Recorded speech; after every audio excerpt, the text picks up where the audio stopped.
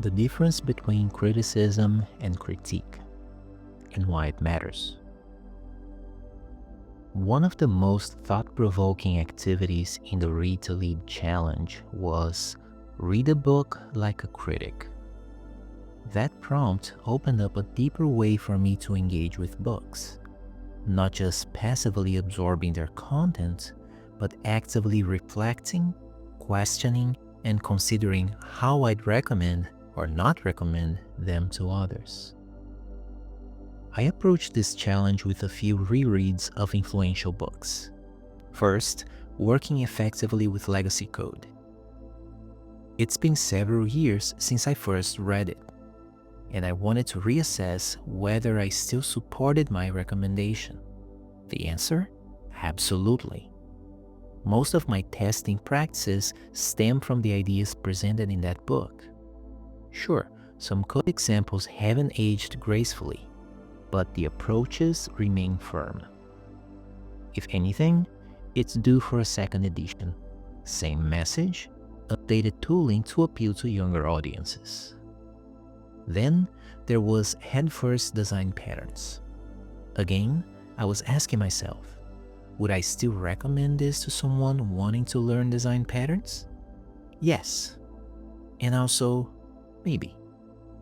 Some chapters lean heavily into Java-specific implementations, which don't always translate cleanly for developers in other languages. Still, the book excels in teaching the patterns themselves, and that's what matters most. Some later chapters could use more depth, but overall, it holds up.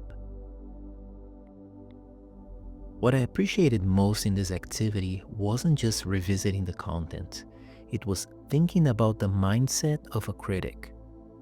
I was drawn to the nuance between criticism and critique. In Brazilian Portuguese, we use the same word for both, and it usually implies negative, implying someone is tearing something down. I discovered a helpful distinction in English. Critique implies constructive analysis. Criticism often means judgment.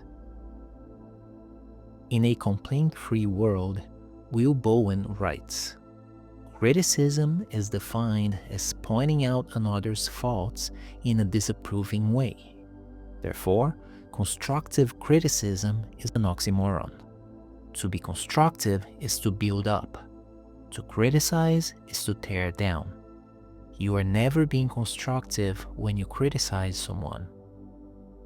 That made me want to dig deeper into these distinctions. Here's how I now think of it. Criticism is more casual and often points out flaws, sometimes without depth. Critique is a thoughtful, often balanced analysis that includes both positive and negative aspects, and is typically intended to improve the subject under review. Another layer I've been considering: am I criticizing the work or the author? Or am I reacting simply because the book wasn't for me? That distinction matters. When I read or hear someone critique a book, I now try to assess: are they focused on the content and structure of the work itself?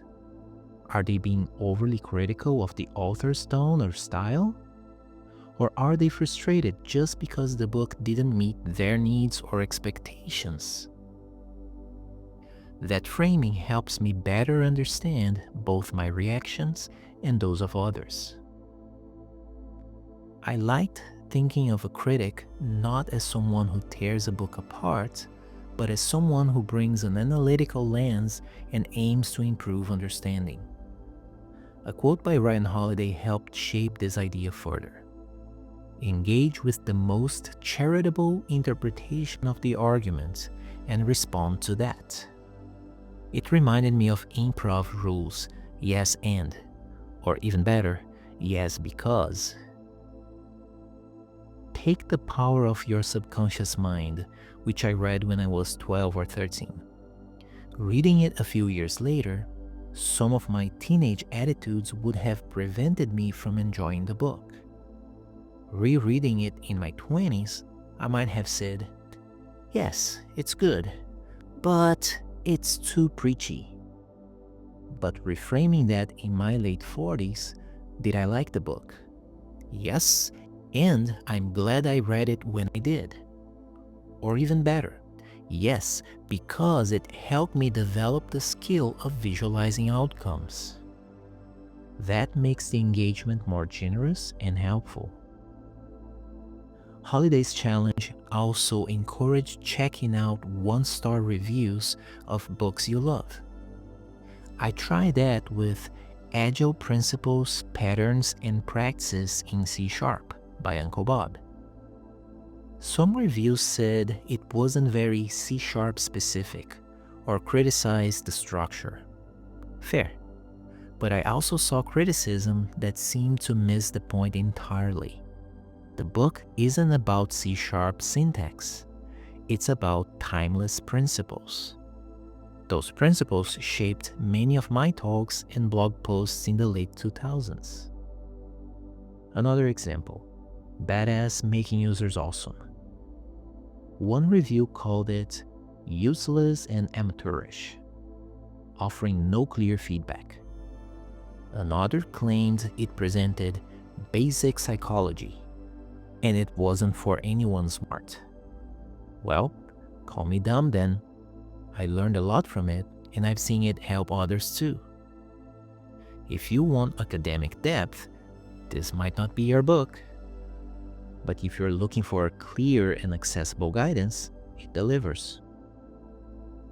Reading like a critic made me more thoughtful, not just about books, but how I talk about them.